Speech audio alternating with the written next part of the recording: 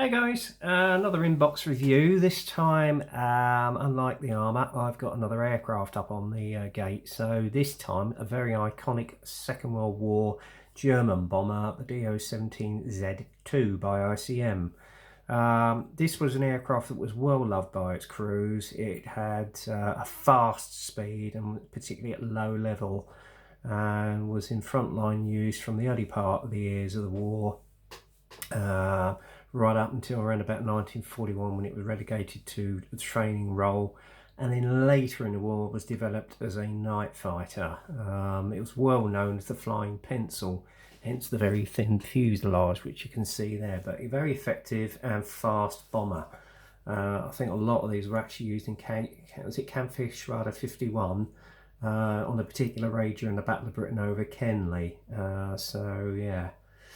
Anyway, without further ado, we'll get on with the inbox review itself. The kit itself is not very new. It's been on the market for some years now, although ICM did reissue it as a Finnish bomber recently in this version, the Z. But all the same, I was content to get after a Battle of Britain bird, and this, believe it or not, was one of the last few that was on the market. I'm not sure if it's still available, but yeah, I'm glad I got it all the same. As you can see here, it's a typical sort of Battle of Britain scene, a depiction of a typical Campfgeschwader of Dorniers going over the White Cliffs of Dover towards, well, I assume, Kenley. So, or another Battle of Britain airfield near on the Kent coast. Could be even Biggin Hill, but we shall, well, that's just supposition, but there you go. It's similar, it was sister aircraft. The 20217 was really used as a reconnaissance aircraft, and that had more inline engines as opposed to the radials that you see on there. But it flew very high altitudes, and you can also get this with ICM as well in 1/48, which I'm hoping to get much later on. So without further ado, we'll have a look at the kit. The kit number is 48244. That's 48244. So you want to freeze frame that, by all means do so to get the kit number.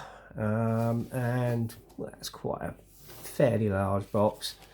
And then on the side here, you've got one of the the only colour option, I would say, or one of the colour options that's in this kit, of the one that's depicted on the box. So there you go. And then around the other side, obviously got a little bit of history about the aircraft itself. Okay, so there you go. And again, with ICM, typical sort of box ending box. You've got the main cover and a white one with a flip and lid right here, whereby you've got resealable bags, which I prefer. I'm surprised that other kit manufacturers such as Tamiya haven't caught on with this. All in one bag, so it's all there in a resealable bag, which is a lot easier. And obviously you've got your decals on the front there. So there you go, and it comes with a little pamphlet which is, do not scold him, we will replace everything for you. So if you've left a missing part, you just basically get onto the website, they'll get it out to you, etc. So there you go. And then obviously the first thing we'll do is look at the instruction sheet. Again, it's in typical sort of pamphlet form, colour printout of the main box art there, a little history about the aircraft, etc., its performance and height and so forth, both in Ukrainian as well as English, because obviously this is Ukrainian manufacturer. And then underneath you've got the colour callouts in Model Master as well. But as I say, if you go onto Colour App Converter, you'll be able to convert it to whichever brand of paint you will need. And then obviously you've got the assembly icons underneath. First off, open up, you've got all the sprue trees, as you can see there, either side. Okay, just to check your parts, and then obviously the ones that are marked in pink are not for this version that you're using. So it's the same sort of dragon scenario, if you know what I mean. And then obviously the first thing to do, as is usual in an aircraft kit, is the interior assembly of the cockpit. You've got your side bezels here, a little bit of the airframe which goes onto the left hand side of the actual aircraft. And then you've got the radio operator station there, which is the radio etc. goes in. Flight control panel. I'm not quite sure what this is, but there you go. And then obviously it's showing you basically to put all the sub-assemblies into the left hand side of the cockpit, including one section of, looks like one of the bomb bay doors. Maybe I'm wrong, or it could be a side panel. And then obviously you've got your rudder pedals, the fitting of the actual control yoke, and then it's fitted to the cockpit floor along with the support frame. And then you've obviously got the bomb aimer's sight, etc. Don't know what that was. It must be a gun sight, I assume. Pilot seat goes on to the main control floor, etc. And then the interior workings go into the left hand side of the cockpit, as you can see there, along with some of the frame for the bomb compartment. Okay, and then obviously you've got the other parts which go onto the right hand side, all the lumps and bumps, the engineer's seat, or gunner's seat, or is it the bottom? No, it's the navigator, the bomb aimer's seat, and obviously you've got the rear, you've got part of the frame that goes in as well, and then the bomb aimer's seat goes in along with, I take it as a step, and then obviously some part of the frame for the actual bomb bay. Then there's your bulkhead. Bulkheads go into the bomb bay compartment. And then obviously, I'm not quite sure, this might be the rear gunner's section, a seat, I would assume. And then that fits all together along with buttoning up the fuselage and the tail wheel. And then you've got the rear gunner seat which goes into the cockpit compartment, as you can see there. Another bulkhead goes into the front of, well, which connects the rear of the cockpit, I suppose. That bit there. And then obviously you've got the bottom glazings, the bottom part of the bombing compartment there. Assembly of the fuel tank, which goes into the back of the bomb bay. And it's the assembly of the wing sections. And then the assembly of the tyres and the main undercarriage bay and brake units which go on. And then obviously you put your elevators onto the main wing and then connect the wing to the fuselage, as you can see there. Then it's the assembly of the rudders and tailplanes, etc. And then obviously they go onto the rear of the fuselage. And then the selection, and then the assembly of the actual bomb racks and the bombs which go onto the interior of the bomb bay. Okay, bombs go in with the bomb racks into the bomb bay, along with the rear bulkheads. Oh, engine. Oh, is that the? No, sorry, it's the rear. That's the front bulkheads for the undercarriage bays. Sorry, I lost myself for a minute there. And then obviously you've got the main part of the strut to go the rear part, the undercarriage bay, bulkheads. They go into the undercarriage bay, the engine bays, as you can see there. And then you fit in the gear bay doors. Okay, I see. And then obviously, side compartments to the engine bays, as it were, or undercarriage bays and the engine bays. Getting myself confused there. And then obviously, you've got the firewalls and the engine frames which go onto the interior of the right side of the engine bay and the undercarriage bay. They've obviously jumped a step. Oh, I've jumped a step here, sorry. Yeah, you've got the fitment of the main frame of the firewall in the engine bay, and that goes into the interior of, or right hand side of the undercarriage bays. Okay, and then obviously they're fitted onto the wing, as you can see there.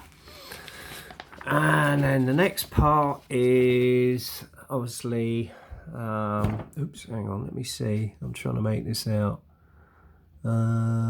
Is the glass compartment to the gunner station underneath the main cockpit. And then obviously you've got also the right side of the undercarriage engine bay going in, and then the cowling going over the top, I would assume. I think that's the cowling. Then you've got the building up of all the magnetos and the main prop shaft which go on and then you've got a colour guide there as well, and there's your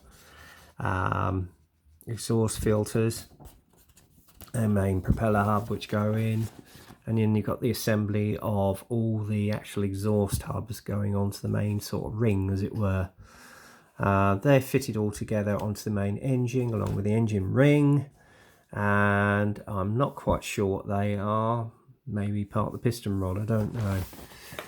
They are then fitted in to the engine, back firewall, etc. along with the engines, and then obviously assembly of the engine covers and cowlings. So you've obviously got the option of having the engines uncovered if you should so wish.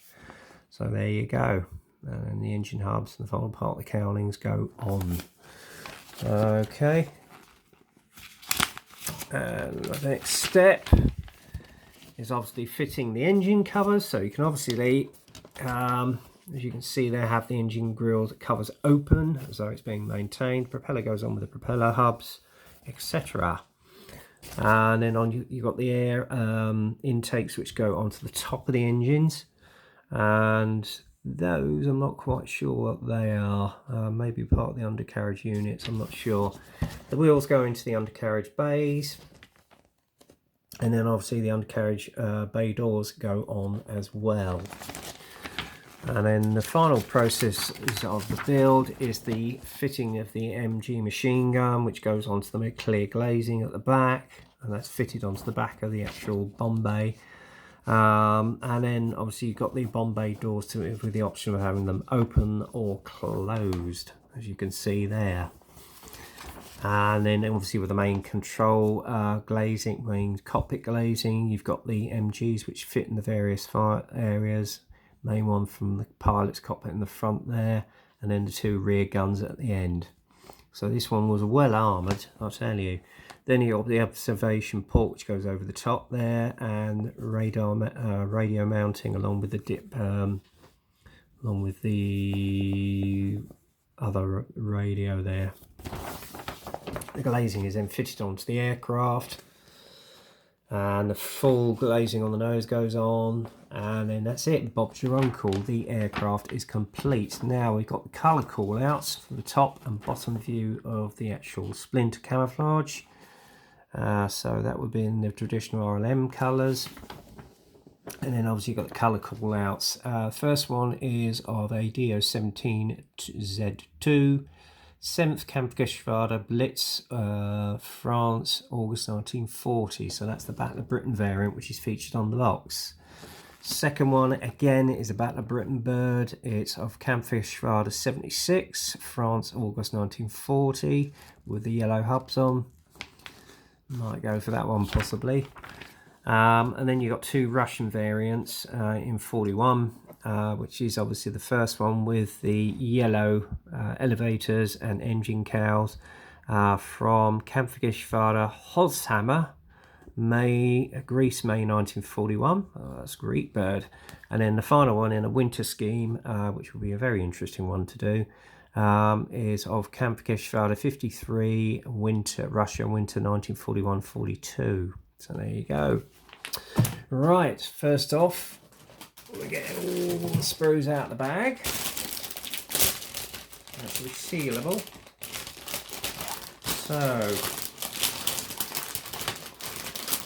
first one out of the bag is all the engine. God, I'm getting myself tongue-tied now. Got the main engine there, which is beautifully detailed, I have to say. With all the pistons, that's very nicely done. Outer rings, as you can see there, and then obviously you've got the engine cowling, and then the firewall there, part of the main frame for the engine mount, and also the tyres look very nice, although they're not weighted, so you might have to do a bit of sanding on that or get some aftermarket wheels, but they're nicely engraved. And then there's your prop right there, as you can see. Bomb rack, which is where your bombs go. Undercarriage bay, which is not badly detailed, although I might put a little bit of wire on for the brake lines. Your bombs, not bad, pretty nice and crisp and clear. Engine casing there, and then obviously you've got your MG machine guns for the cockpit. It's gone a little bit out of focus. Beautifully done. A little bit delicate to handle, so be careful when you take them off the sprue. Then you got the actual bullet cases that you can see there, nicely detailed. Some lovely detail on here, guys. Part of the radio magneto system, so yep, nicely done. So that's that first sprue. Second sprue, oops, a little bit loose in there then, is the actual wings. Now they are quite lengthy, so yeah, you got that familiar sort of stance, although this one's a little bit warped, so it might have to be put in some warm water. And then obviously you've got the lower part of the wing. Nice detail on the wing with the panel lines and the rivets, so that's nicely caught. Even on the upper wing as well, there's some nice detail there. Or as I say, the only unfortunate thing is this one is slightly warped, so I may have to go in some warm water to get it back into shape. There we go. I'm just trying to get them on the side there. Right, third sprue is the same as the first, so I'm not going to bring that one out. I'm going to put it with a second. Bear with me. So the fourth sprue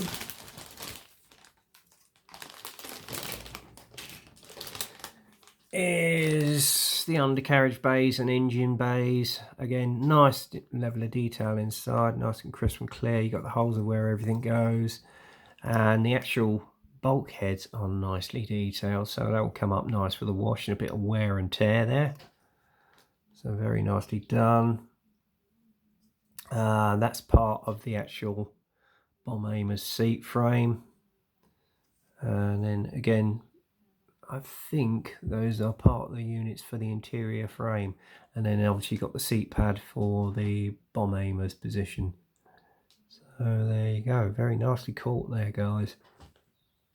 I think these are basically to do with the engine setting, I'm not sure. That's your rear wheel, all moulded in one piece. And what else have we got on here? Doppler radar, which you got there. So be very careful when you take it off the sprue, guys. Very delicate. And then part of the internal frame for the cockpit and the bomb bay, etc. And I think that's about that one. Oh, these are the interior parts of the bay, as you can see. Again, nice. It comes up nicely with the wash inside when they get that weathered. That's your internal tank, which you got there. And weather up very nicely. Oops, sorry about that. I forgot to put it on flight mode on this, but there you go. And then you got the cockpit seat there for the pilot, so that's nicely done. Although I may need to do some get some hold of some aftermarket seat belts, so that might be a suggestion, as there doesn't seem to be any sort of decals for them or anything like that for the kit. So yeah, not bad at all. And then the final sprue, well, plastic sprue, is the fuselage halves themselves. There's the internal wheel. As you can see, this is why they called it the flying pencil. Nice level of panel line detail on the outside, with that familiar thin shape of the 17. And then obviously you've got some nice panel line detail on the tail planes here. And the elevators, they've got some nice fabric effect on there. Nicely caught. And then obviously you've got the little radio deck here for the engineer. So that's nicely done. Yep. I should think that'll come up with a nice bit of dry brushing, and then obviously just putting a little bit of gloss here for the glass bezels. Internal framework, again for, I think, the cockpit and the rear bulkhead. And for some reason they've got a nose here for a night fighter variant, so they do a night fighter variant which they've recently released, so that's probably why that was on there. So there you go. And then obviously you've got the elevators again with some nice fabric effect on there as well. So yeah, not all bad, not all bad, mate. It's not a bad kit actually. I mean, it's an old kit, but it's not bad. And obviously, then you've got the clear parts. Now I'm not going to take these out of the bag because I don't want them to get broken. But as you can see there, nice and clear, so you can see all the internal workings of the actual cockpit. I think you can get a mask set from Edward for this, so I'll look that one out. But yeah, nicely defined on the actual framework as well. So yeah, very nice.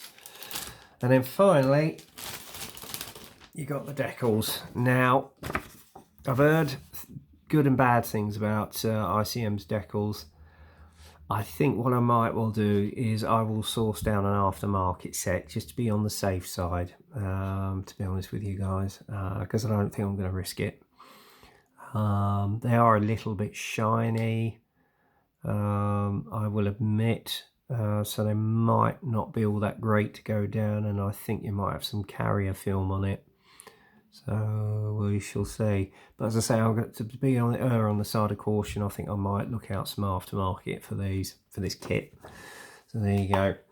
Anyway, I'm just going to put these all in the back. Overall, it looks a very nicely moulded kit. There's not 1 ounce of flash, and the details are very crisp and clear. And it looks like it makes a nice sized kit when it's built. Particularly that sleek wing of its familiar shape. An iconic bomber during the early part of the war, and if you're doing Battle of Britain aircraft, essential, I have to tell you. I have heard rumours that Edward might be bringing out a specialised version of this. I might be wrong, but don't quote me on that.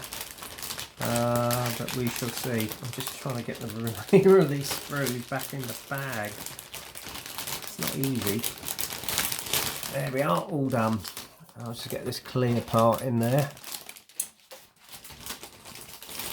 So there you have it. That is